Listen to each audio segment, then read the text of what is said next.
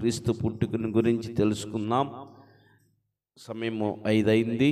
మరి తక్కువ సమయంలోనే ఈ కూడికను ముగిస్తాను. మీరు ఎంత ఎర్లీగా వస్తే అంత ఎర్లీగానే కూడికను ముగించుకోవచ్చు. కానీ మీరు లేట్గానే వస్తున్నారు, మరి లేట్ అవుతుంది. మంచిది, కొద్ది నిమిషాల్లోనే ఈ కూడికను ముగించుకుందాం. చూడండి, మన మూలవాక్యంలో ఎలా అనగా మనకి శిశువు పుట్టెను, మనకి కుమారుడు మనకి అనే మాట ఇది యెషయా ప్రవచించాడు.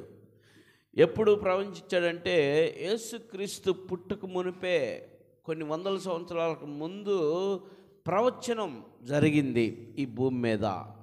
ఈ ప్రవక్త అయిన యెషయా మనకే అని సంబోధించాడు. మనకంటే అక్కడున్నప్పుడు ఆ కాలంలో ఉన్నటువంటి వారితో పాటు ఈ రోజున నీకు నాకు మనందరికీ కూడా వర్తించింది మాట. మనకి కుమారుడు అనుగ్రహించబడెను.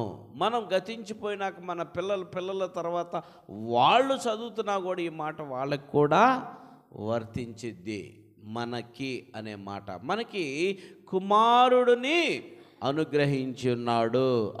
ఈ కుమారుడు మీద ఏముందంట? రాజ్యభారము ఉండెను. రాజ్యభారం ఉండెను. ఒక రాజ్యభారం. ఏ రాజ్యం అది? ఏ రాజ్యం?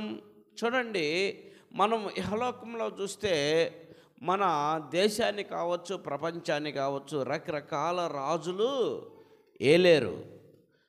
రాజులు చాలామంది దేశాన్ని ఏలేరు. వాళ్ళు ఏలే టైంలో వాళ్ళకంటూ ఒక ఐడెంటిటీ ఏర్పరచుకున్నారు. మన పూర్వీకులు చూసుకుంటగలిగితే బైబిల్ గ్రంథంలో ఉన్నటువంటి రాజులను చూస్తే దావీదు మహారాజు, సౌలు, దావీదు మహారాజు, ఇంకా సొలొమోన్ రాజు, వీళ్ళు ఇట్లా వాళ్ళ కుమారులు అంత రాజులుగా వచ్చి ఉన్నారు.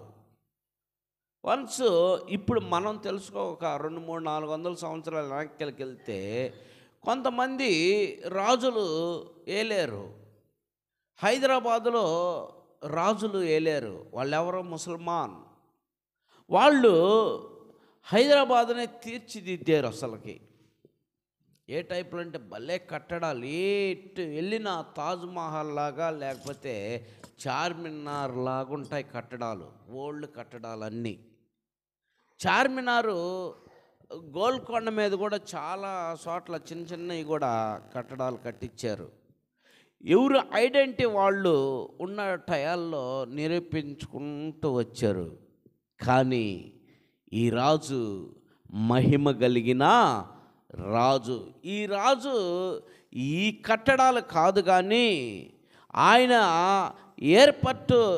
ఏర్పరచుకున్నది ఏంటంటే, ఆయన ఏర్పాటు చేసుకున్నది ఏంటంటే శాశ్వతమైనటువంటి కట్టడాలు. ఈ శాశ్వతమైనటువంటి కట్టడాలు ఏంటంటే, ఆయన కట్టినది ఏంటంటే హృదయాల్ని. హల్లెలూయా! హృదయాల్ని కట్టడానికి ఆయన మనకి కుమారుడిగా వచ్చాడు. ఆనాటి కాలంలో ఆదాము కాడ నుంచి ఆదాము కుమారులు కయ్యూను, ఏబేలు, వాళ్ళని తీసుకుంటే కయ్యూని హృదయము ఏం లేదంట, సరి అయిందిగా లేదు. ఏబేలు హృదయము సరైనదిగా ఉన్నది. ఈ ఇద్దరు హృదయాలు సరి అయింది ఎలా మనకు అర్థం అవ్వాలంటే, దేవుడైనటువంటి యెహోవా వాళ్ళకి తెలియపరిచారు, మీకు ఏర్పరిచినటువంటి పనుల్లో, మీ వ్యాపారాల్లో మీరు నాకు ప్రథమ ఫలం ఇవ్వండి, మీరు నాకు దశమ భాగం ఇవ్వండి అని వాళ్ళని అడిగినప్పుడు వాళ్ళ పనుల్లో కయ్యూను ఏం పని చేశాడు? కయ్యూను ఏం పని చేశాడు? ఫార్మర్.